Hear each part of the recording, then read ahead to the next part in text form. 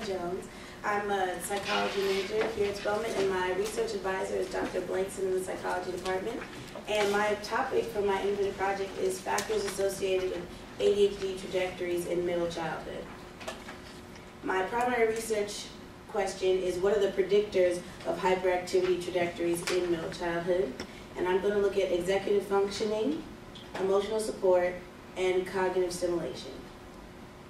My research objectives are to investigate the link between home environment, which I've defined as cognitive stimulation and emotional support that the child receives in the home, at one time point as a predictor of hyperactivity trajectories, as well as to investigate the relationship between executive functioning at one time point and hyperactivity trajectories.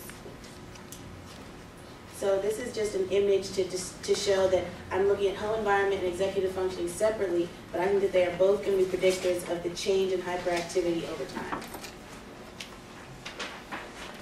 What is executive functioning? It's a set of cognitive abilities that control and regulate other abilities and behaviors.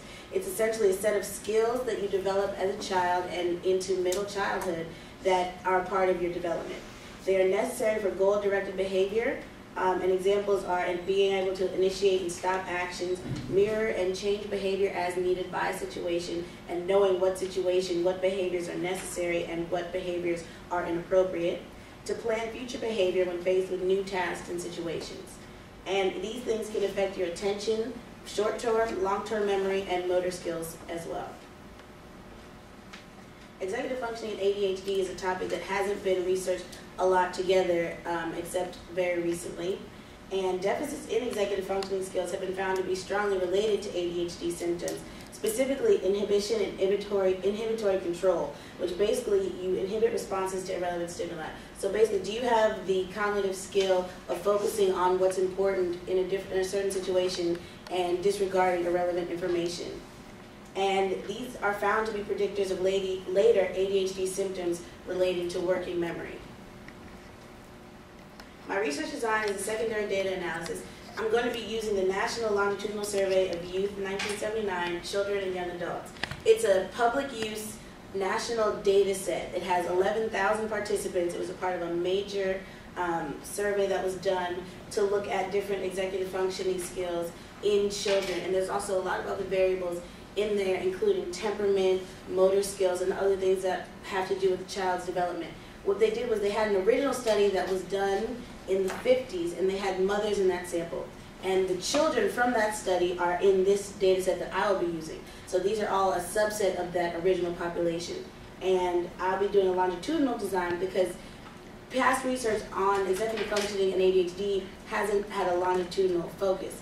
It's mainly been focused on children at one point, and it's focused on a set of other children at a different point, and then adults at another point. It hasn't followed the same individual through time, and that's what I'll be looking at. I'll be doing a growth curve analysis to analyze the data, which will show me the shape of the hyperactivity over time, show me how it changes, and which variables influence its change. And also, I'll be looking at how these variables predict the growth of hyperactivity over time. The potential implications for home environment has mainly to do with parent education. So if emotional stimulation and cognitive support are shown to influence the change in hyperactivity over time, then it will be important to educate parents on how to use emotional stimulation and cognitive stimulation effectively in their homes in order to promote healthy development for their children. And for executive functioning, which is related to school readiness and academic success, because those cognitive skills are important in your academics. That way, clinicians and educators can use different skills to enhance the executive functions and reduce the deficits for children with ADHD. Then it will increase their school readiness and increase their academic success overall. And these are my references. Are there any questions? No? Thank you. I have a question. Sure.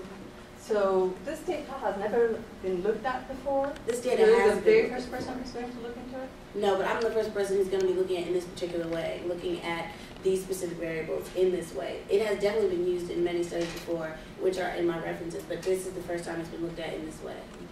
So do you think that the parent population and their own cognitive abilities will influence their children's cognitive abilities? I do think that certain aspects of the parents will influence. I'm particularly going to be looking at maternal depression and see how that influences the home environment in terms of emotional support and how that in turn influences the child's cognitive abilities. But I'm not going to be looking at the actual parents' cognitive abilities.